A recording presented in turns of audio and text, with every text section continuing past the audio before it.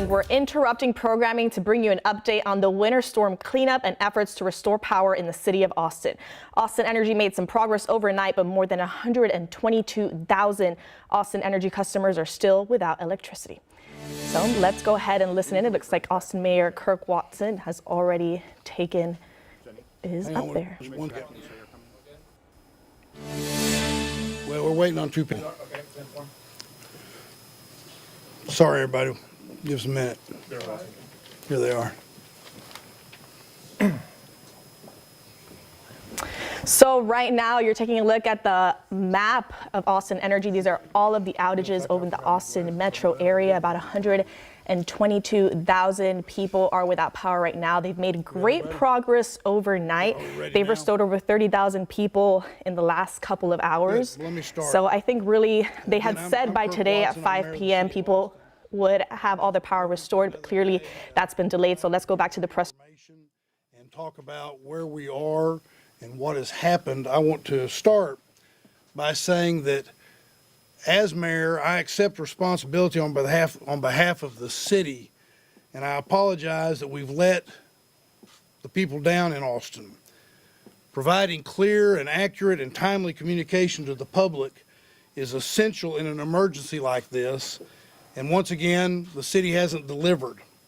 This has been a persistent challenge over the past several years, and public frustration is absolutely warranted. Over and over again, we see the same failure. So something will change. You will see that communication will be clear, frank, and will happen in real time using any and all available techniques going forward. But I want to emphasize that right now, we still have people who have no power. We'll do postmortems and we'll assure accountability when life and safety issues are complete. But I want to say again, the city let its citizens down. The situation is unacceptable to the community, and it's unacceptable to me. And I'm sorry. As I said in my inauguration speech last month, my goal is to do good by doing better. And I can assure you that going forward, we will do better. Let me now introduce the county judge for Travis County, Andy Brown. Good morning, Travis County Judge Andy Brown. This week has been hard for all of us, especially our first responders, and I want to take a moment to thank our first responders for all the work that they have done over the past week and what they are still doing to get this community to a safe place. A lot of us have kids who have been out of school all week. I know I've got two little kids who have enjoyed the time at home this week, but I know that puts a strain on parents and caregivers across the county. We're all juggling life and work, and sometimes with storm damage or no power at our houses. Today, I'll focus on Travis County's recovery efforts and how do we best support our community as we try to get back to normal. I'll check on our frontline workers who have been working throughout this emergency to help keep our community safe. I'm going to visit a warming shelter to check in with folks who have been displaced by this event. Also, there has been a boil water notice issued in the Western Travis County Water District 10. Our county staff has a stockpile of water, and we are helping them get 20 pallets of water out to that area so that they have drinking water today. Throughout the day, I'll survey the extent of damage across the county and evaluate what resources we need for a robust and resilient recovery. This may include a disaster declaration. Whether Travis County and the City of Austin issue disaster declarations will depend on whether doing so will have a direct impact and benefit to our community, both in the City of Austin and Travis County. And of course, I will arrive at this decision consulting with the mayor and city manager and the frontline staffs in both the city and the county.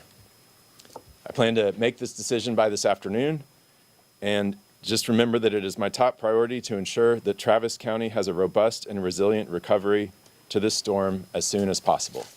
Thank you all very much. And I'll pass it over to City Manager Spencer Cronk. Thank you, Judge, and thank you, Mayor.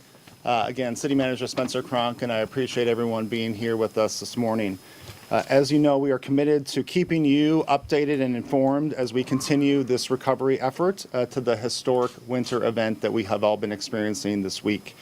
Our focus remains on getting power back on, clearing debris from roads, and helping everyone in our city return to normal. And as always, we want to make sure that everyone is safe.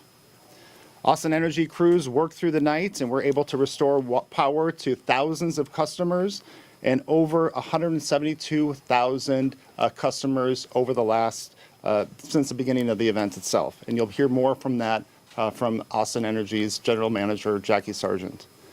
Austin Water remains relatively unaffected by the storm, and Austin Energy and Austin Water have worked closely together to ensure power is restored to pumps and lift stations.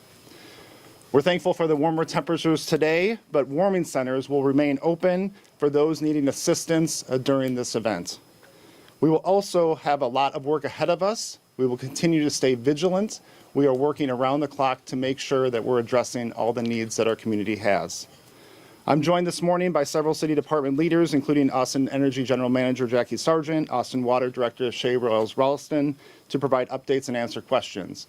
But we also have EMS Assistant Chief Wes Hopkins, who's joining us, and our chief to talk about fire carbon monoxide safety, which is critically important right now. And we also have Ken Snipes from Austin Resource Recovery and James Snow from Public Works. But first, I'll turn it over to Jackie Sargent. Jackie?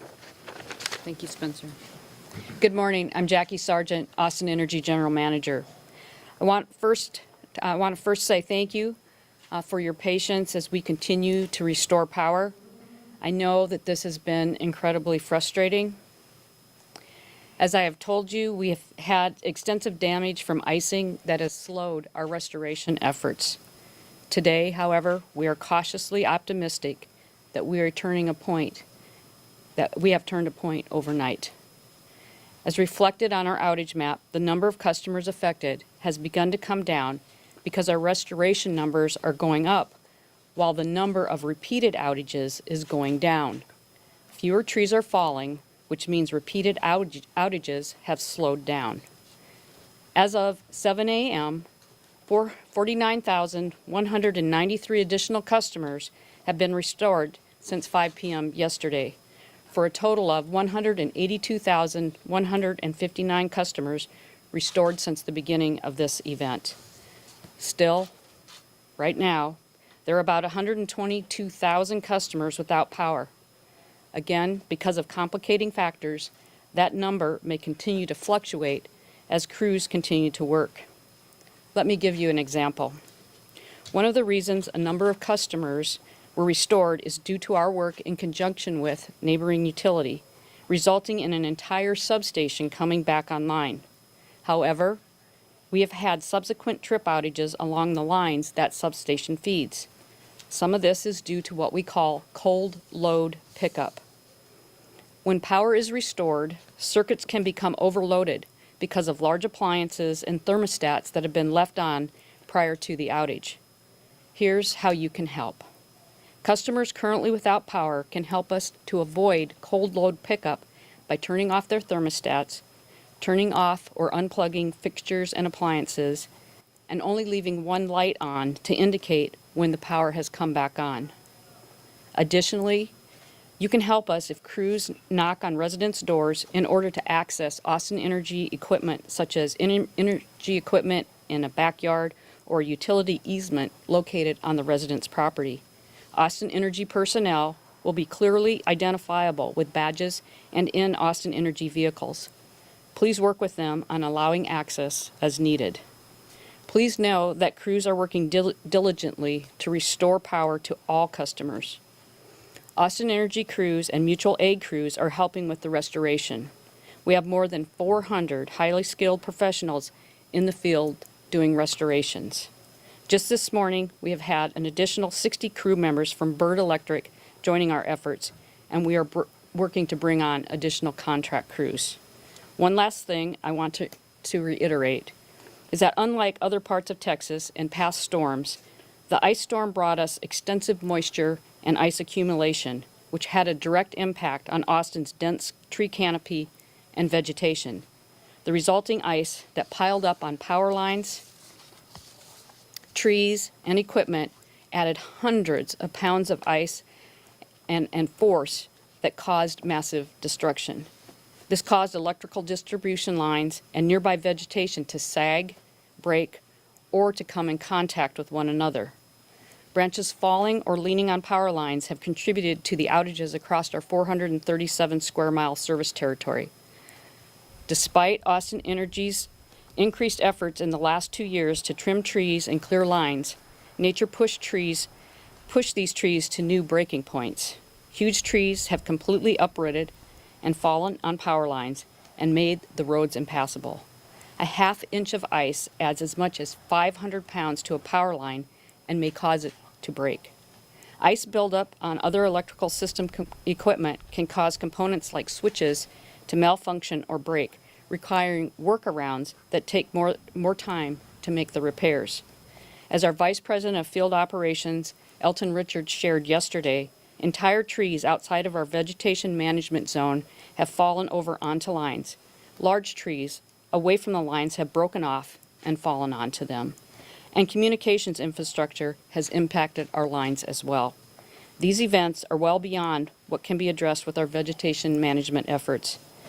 I want to thank the entire Austin Energy team who has been working 24/7 for their dedication and commitment to restore power as safely and quickly as possible. Thank you.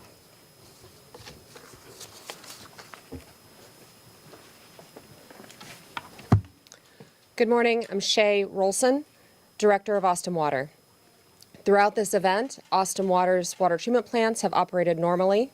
We have not seen a spike in line breaks either on the private side or the public side, and storage levels have remained healthy. We have had a number of power outages at pump stations and lift stations, and I want to thank Austin Energy's crews for working very closely with us to prioritizing restoring power to those pump stations and lift stations. We continue to work those outages as needed. There are currently 3 pump stations and 16 wastewater lift stations out of power, and a number of those are operating on a number of our facilities are operating on generators. But at this time, water storage levels throughout the system are healthy. We had 2 small pockets of our water system that experienced a loss of water pressure due to power outages at pump stations. That's 15 homes in the Glen Lake subdivision and 24 homes on Mount Larson. We have communicated directly with those residents and delivered water, and we are working toward restoring service to those customers. We encourage all of our customers to conserve as we continue to restore normal power and operations to our pump stations and lift stations. As things thaw out, be sure that you check your homes for leaks. And if you see leaks out in the distribution system, please call Austin Water Dispatch to report those. Thank you. Okay, we're going to open up for questions. We'll start. Mr. Crunk, I have a question. Putting into this, I drove through the Andersonville, Dalcones area. The roads are practically impassable in there. Why hasn't a strike team been going into neighborhoods and clearing those kind of secondary roadways? I was really surprised. You know, yesterday is one thing. Today, I really was surprised. There are a lot of trees in the roads. Yeah.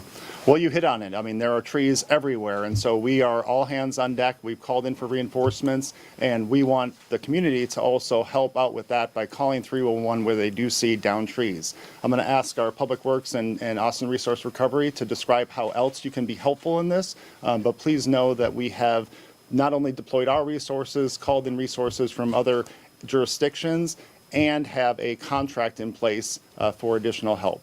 It will take time. We want people to be safe as we're doing this, but we are doing everything we can to clear those roads.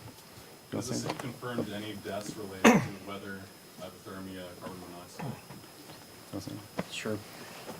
Good morning. My name is Wes Hopkins. I'm an assistant chief for Austin Travis County Emergency Medical Services. I don't have exact stats at this time. We're compiling that information, but I want to talk about some vital safety message to our community. Austin Travis County has received 10 911 calls for carbon monoxide poisoning involving 32 patients. The majority of these incidents involve multiple patients, frequently in carbon monoxide exposures that impacts entire households. Most involved folks were running generators in their garages. The most recent was a family who was running their car in their garage to keep warm. The garage door was open about a third of the way, and we had 8 patients from that one call. 3 of those patients were transported. 1 child and 1 adult were airlifted to San Antonio with serious carbon monoxide symptoms requiring hyperbaric treatment, and 1 teenager was transported to Dell Children's Medical Center with non-life-threatening symptoms. Carbon monoxide, as you well know, is a silent killer. You may not know you've been exposed until it's way too late. If your power is out, do not use generators or grills in enclosed spaces, even if it's in a garage and the garage door is open. Generators need to be at least 20 feet from your home, outside with the exhaust facing away from the structure. Do not use stoves or ovens to heat your home. If your power is out and we have a couple more nights of this cold stretch, it's imperative to keep warm that you wear multiple layers, lightweight clothing, mittens, gloves, and hats. Wrap yourselves in plenty of blankets. Keeps curtains closed unless the sun is out to conserve heat. Put everyone in households in one room. And if you're using a space heater, make sure it has plenty of room and an automatic off switch. If someone doesn't have power tonight, where should they go to work? We will publish the warming centers and places that they can go. We'll make sure you have that information to push that out. Is there a running list of traffic lights that are out, and what's the prioritization process for that? I'll turn that over to Transportation and Public Works. We can follow up too. We can follow up as well. James Snow, Interim Director of Public Works. We're working with the Transportation Department right now. As you can see, that they have crews right now deployed throughout the city trying to get the lights back up. The first they do is to get back to the blinking light, and they have crews doing a spot to bring the lights back up to service. Some of the concerns that they've had is that they've had problems with the technology remotely getting to the lights, so they're deploying crews to check the lights specifically. We can follow up further later with updates. That was actually going to be my question. Is there a plan in place on how soon we can restore power and how people should be treating these outages at lights and The transportation partners asked that any out lights treated as a 4-way stop as we go through it, as far as they can go through. Again, as they mentioned before, they only had a 6-hour backup for power, but they are going through right now and having crews go out through the city, address each of the lights, and do a status update so they can make sure that they get up as soon as possible. CBS. What about access to food? We saw some video of some people that had resorted to dumpster diving outside of grocery stores. Just some key distinctions between what we experienced in Winter Storm Uri and this winter weather event. Again, the roads are passable. We're able to restock and replenish those grocery stores. They are considered critical infrastructure, and so if they did lose power, that was certainly a high priority. And so we're not at this point in time looking at additional needs from food security. That said, we have so many individuals in our community who need that type of assistance. And so we were pleased to see, even right after our press conference yesterday, that the food bank did get back online, and so we'll be able to provide those meals to residents that need them. But we're always working with our nonprofit partners to provide that type of assistance. Is the food that we left in our fridge for 30 days, is it safe? For 30 days, I'll have to ask our 30 hours. Again, I think each situation is different depending on what the temperature was, how long you had that food, but I would defer to our public health experts on that. I was going to say, I never got Public Works to talk to. ARR, did you want to say anything on brush? Sure. Good morning. Ken Snipes, Director of Austin Resource Recovery. One of the things that we've done in terms of getting out to collect debris is after Winter Storm Uri, what we did was we established a new contract for being able to spin up some of our partners in the private sector. And so right now we're in the process of bringing on 3 new additional contractors to help with that process. That process will occur throughout the weekend. It includes certifying the trucks, also certifying the vehicles so that we qualify for FEMA reimbursement. On Monday, those crews will actually start collecting and out in the community, in addition to the crews that we have in the city as well. Folks in balconies are going to say Monday. What about today? I mean, those roads are blocked. Well, our crews are out today. Right. This is additional support, and we're also conducting a citywide effort between the 4 departments: Park Department, Austin Resource Recovery, public health, public works, and then also watershed protection are all out with their crews right now doing that work. So what we're talking about is a force multiplication where we're also, in addition to our crews, bringing on other crews as well from the private sector. And again, those crews, part of the process there is it requires time. All vehicles have to be certified and weighed, decaled before they can start working. Excuse me, for customers who are starting cleanup today, how long do people expect branches to be picked up from curbside? Is there a sort of timeline for people who are looking at weeks or months of cleanup? Not right now, just because it just happened and we're still out assessing. As you heard, a lot of the streets are still blocked. What we're asking people to do is to put that debris at the curb, and we'll get to it as soon as we can. So the main thing for people to understand is that, it's a process. We're in the process of triaging the entire city. One of the tools at our disposal is to call 311. That helps us know where the most dire needs are in terms of our planning on the map and the mapping process. We're also going to be setting up a map on the ARR website so that customers can look and take have a visual idea of where we're actually working on a given day or a given time frame. So we'll be getting that up, and they'll have access to all of that information as well.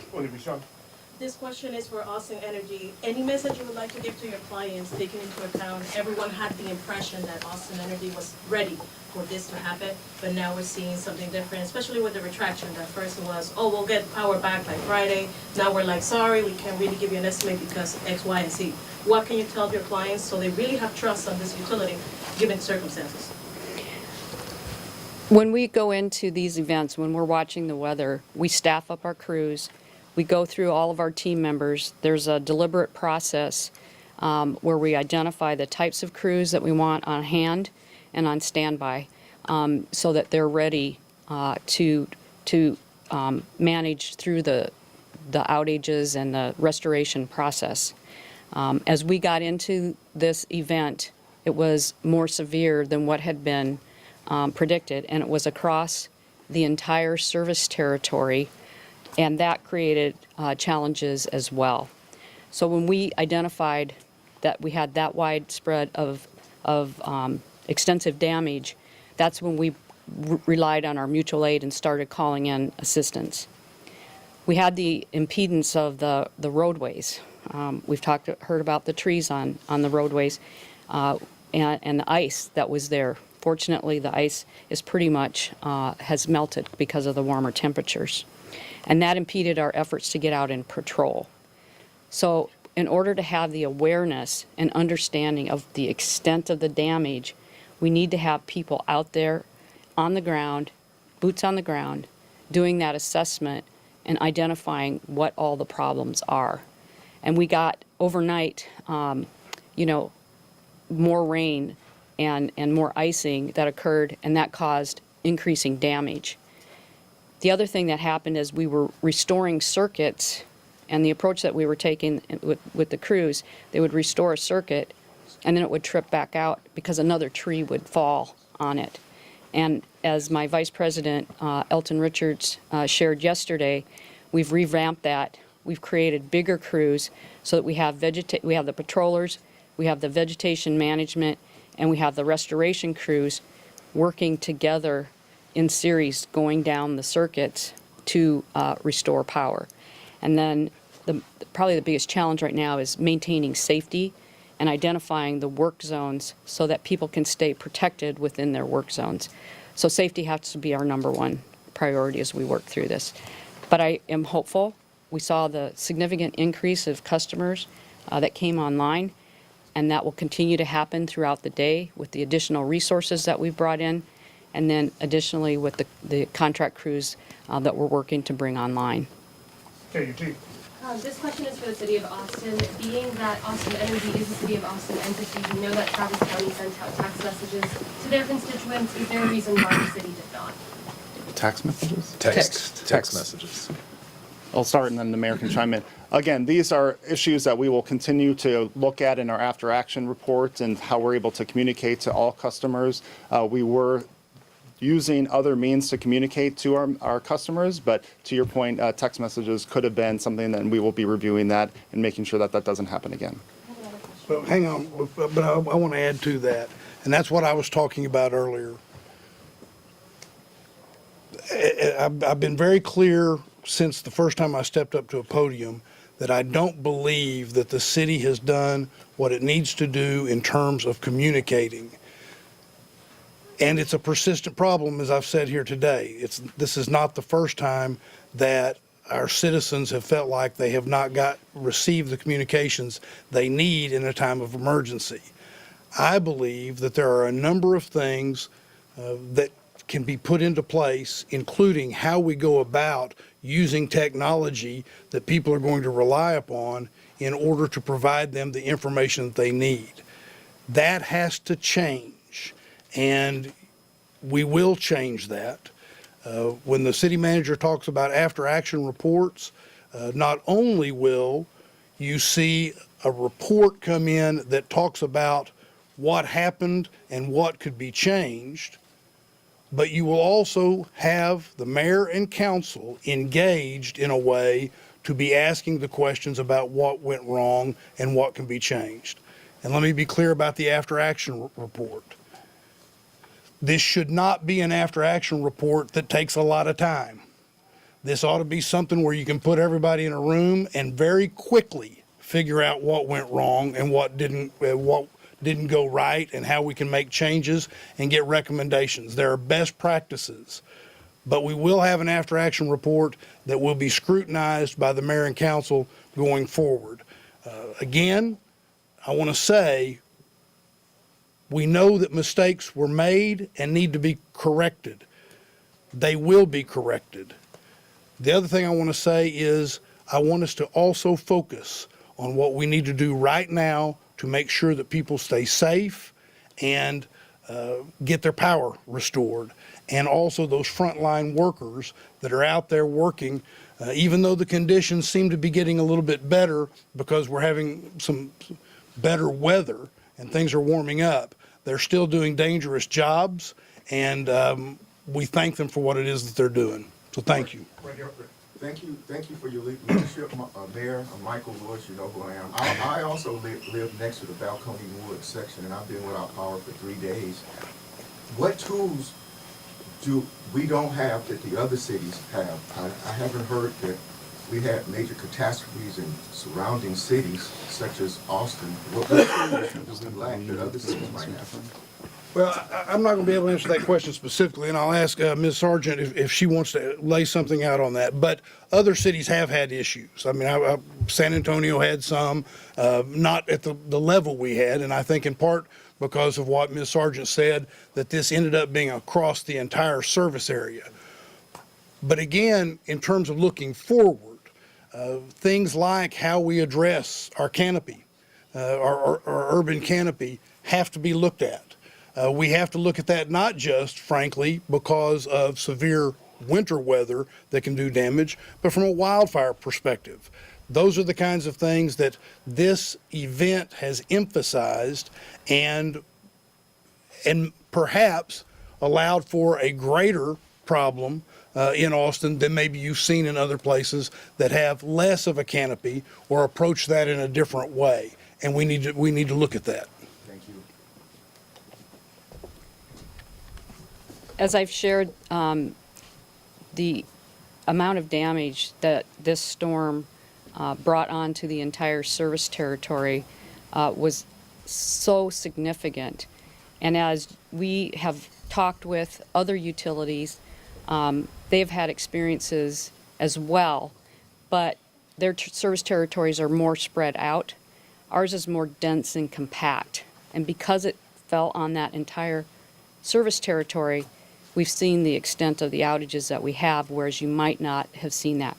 If you look at various outage maps and you do percentages, so in this area, there's this many customers that are served and there's this many customers out, the percent, the number of customers is lower because there's fewer customers in those areas, but from a percentage perspective, it's been significant as well. I want to address something that the mayor talked about, and that's wildfire mitigation. That is one of our top priorities, and as we do risk assessments. And I really want to give a shout out to Councilmember Ellison Alter, who has been a champion and a supporter of our efforts as we've increased our vegetation management. As Mr. Richards shared yesterday, we've doubled our vegetation management budget. And so I really want to express my appreciation to her and the entire council for their support as we work to do that mitigation effort. Thank you. Yes, and then we're going to do last question after this.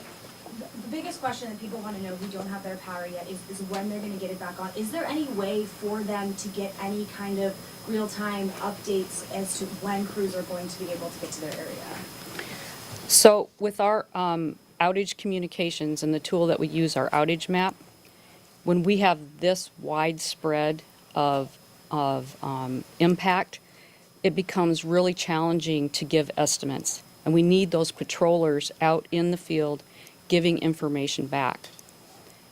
These incidents are complicated because on one portion of the circuit, it may be something where a tree fell over and it's caused poles to go down and wires to go down, and that has to be repaired. Sure, but this is something you I know. discussed yesterday, but is there, I'm just asking. Not at this time. We've actually had to shut that off because we don't have a way to get the information from the field to give accurate information, and we don't want to set expectations that we can't meet. And so until we have fewer outages that we're managing, and we have all of the information about what is impacting the particular outage, because it could be a number of things, and we may identify one, and if we report on that, it doesn't have the full picture. So that's why this particular event has been so challenging for us, and we understand the frustration. We want to be able to tell people. We want to be able to give them that comfort, because it is very unsettling and it's extremely frustrating. So thank you. Last question, Bob. Ms. Sargent, I'm sorry, not to make this a science class. One question that someone brought up to me was that as y'all are trying to fix these trips and things go back online, have you had to turn another community that has been okay? Have you have turned them off to help the circuit recover? Does that make sense? So as we work to re-energize the system, right, I wouldn't say that we've had to turn a community off, but as we've identified and needed to clear things and do some re-switching, we may have had to shut power off on a circuit so that we could then reconnect another circuit and then repower that. But those wouldn't have been extended outages. I was going to say those would be brief. So if you get a blink today, the message is don't panic.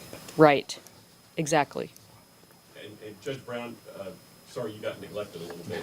Last word in regards to your declaration and your final message to Travis County as a whole. Yeah, so we're looking at some of the things that we've talked about here today, the number of trees in the roadways, trees everywhere, trees on ACC, AISD campuses, trees out in the outlying areas of the county. So we're assessing that today to see if it meets the standard that we think it needs to meet in order to make a disaster declaration, to see if that will make it easier on our city, county, and possibly city to do cleanup of that to where it will go much quicker than otherwise. So I'll get back with you this afternoon. We're going to assess that throughout the day. I'm going to look at damages as best I can and consult with the mayor and the city manager on that and get back this afternoon. Thank you, Rudy. I want to follow up on that because I want to set expectations for what all that means, or what most of that means.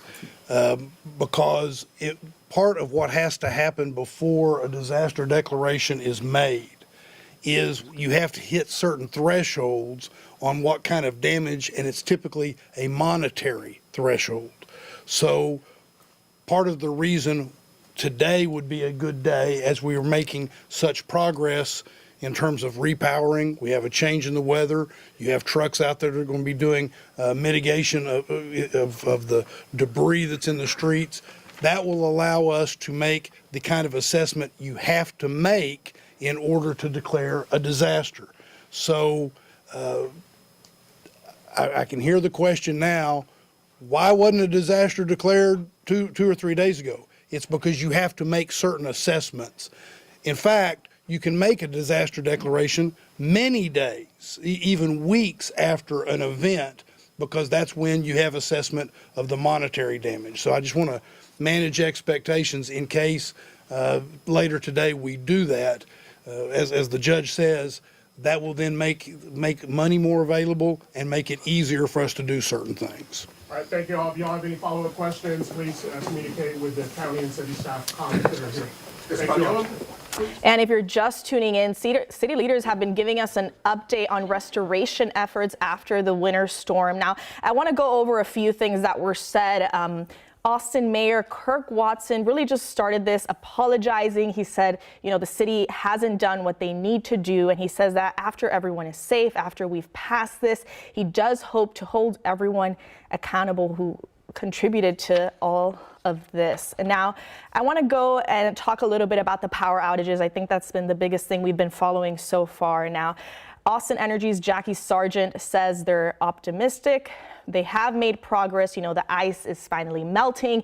Trees aren't falling. So crews have been able to get more work done. So they've been able to make a good amount of progress so far. She also says there are 400 people out, crews out helping restore, and they do say they hope to bring in more contract crews to further progress. So we should see a good amount of progress over the next couple of hours, days. They still don't have a clear timeline on when all power will be restored, but she does say that they are cautiously optimistic. Now, Travis County Judge Andy Brown, he did say that later today they will be deciding whether or not to declare a disaster declaration, and pretty much this will just help with the winter weather response. So that's something to keep an eye on for later today. But pretty much those were the biggest takeaways from this. They do recommend that if you don't have power, to turn off and disconnect your thermostats and any appliances that you may have plugged in to just help with this process. And they also caution against carbon monoxide